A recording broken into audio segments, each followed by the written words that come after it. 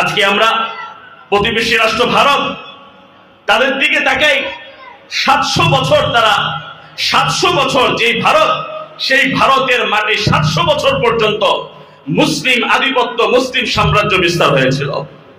Spain, Portugal, সেখানের মধ্যে 1200 বছর পর্যন্ত ইসলামের অধিকারী মুসলিমরা আধিপত্য বিস্তার করেছে।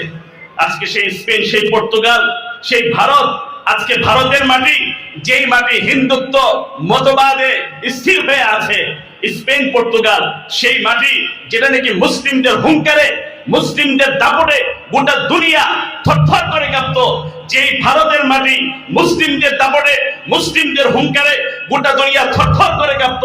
আজকে মুসলিম দুশমনেরা এই কথা ভাবে না যে ভারতের মধ্যে যে সালাউদ্দিন আইয়ুবী রাহমাতুল্লাহ আলাইহি ছিল, সে নাকি হুঙ্কার দিয়ে বলেছে যে তোমরা যদি আমাদের বিরুদ্ধে যদি কথা বলো তাহলে 100 বার মৃত্যুর কথা তোমরা ভেবে নাও। ঠিক না বেরে?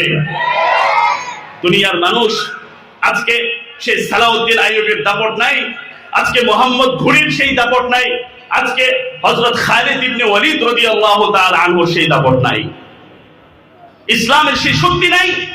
কেন? আমাদের মধ্যে এখন দুনিয়ার যে মহব্বত, দুনিয়ার যে মায়া, দুনিয়ার যে লালস, এটা ঢুকে গিয়েছে।